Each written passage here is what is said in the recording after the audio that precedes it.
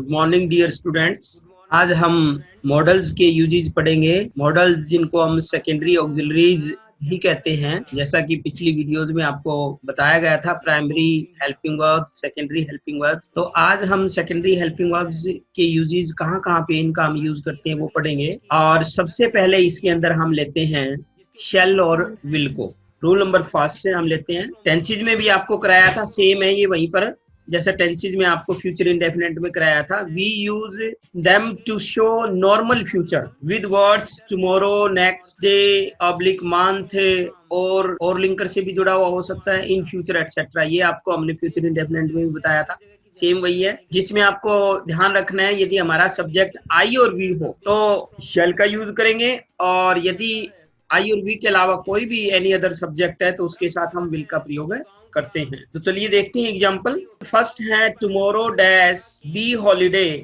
ये हमारे पास वाक्य आया हुआ है और इसमें हमें मॉडल फिलअप करना है।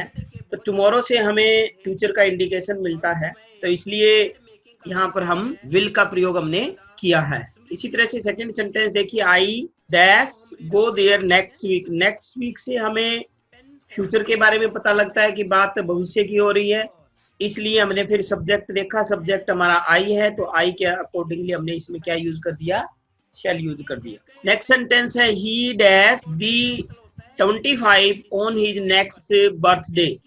नेक्स्ट बर्थडे से हमें पता लगता है कि बात फ्यूचर की हो रही है, इसलिए इसमें भी हमने सब्जेक्ट देखा, सब्जेक्ट यहाँ पे ही है, तो इसलिए हमने इसमें विल यूज कर दिया। नेक्स्ट है हमारा she dash take care of you in future. In future से ये पता चलता है कि बात भविष्य के बारे में हो रही है, इसलिए हमने शी है तो हमने यहाँ पे क्या लगा दिया, विल लगा दिया। जैसे रन फास्ट और we dash miss the train, तो ये और लिंकर से जुड़ा हुआ है।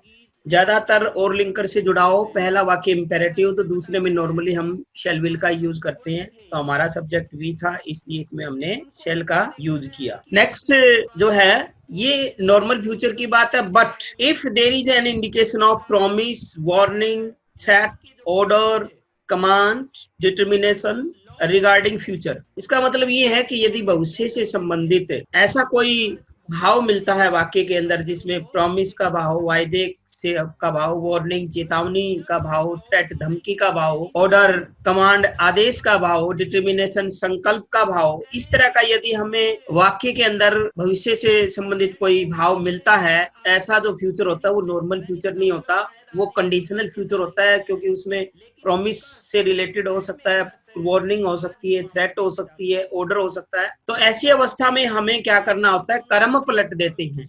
अब तक हम आई और वी के साथ शेल करते थे, बाकी के साथ हम विल करते थे।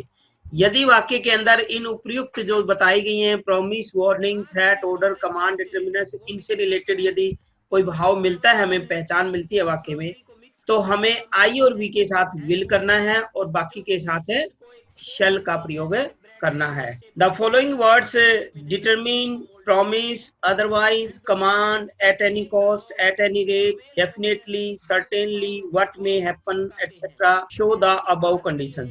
तो ये शब्द हमें याद रख सकते हैं। ये जो शब्द यदि वाक्य के अंदर कहीं पर भी इनका यूज हो रहा है, तो ये शब्द क्या है, उपयुक्त कंडीशन की है। इनमें से कोई प्रॉमिस के भाव को दर्शा रहा है, कोई संकल्प के भाव को दर्शा रहा है, कोई आदेश को।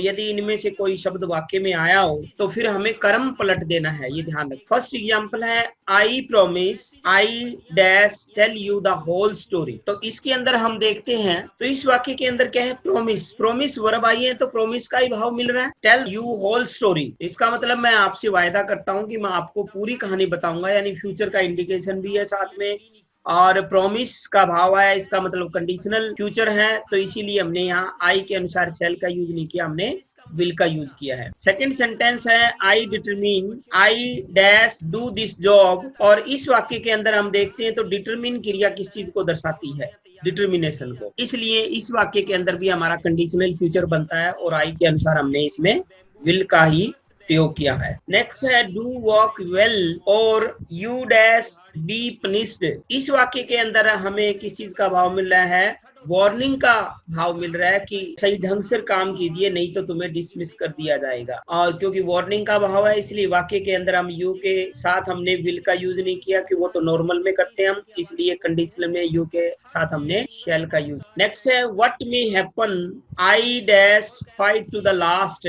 अब व्हाट मे हैपन अपने आप में किस चीज को दर्शाता है? डिटर्मिनेशन के भाव को दर्शाता है। यदि ये आ गया तो इसका मतलब वाक्य में डिटर्मिनेशन का भाव है, और इसीलिए हमने इसके अंदर आई के साथ शेल ने करके विल का प्रयोग किया है। तो शेल और विल के यही यूज है। तो आशा करता हूं कि आप को ये ठीक तरह से समझ में आ गया। नेक्स्ट वीडियो में हम इसके जो अगले मॉडल्स हैं उनको लेकर आएंगे। Thank you.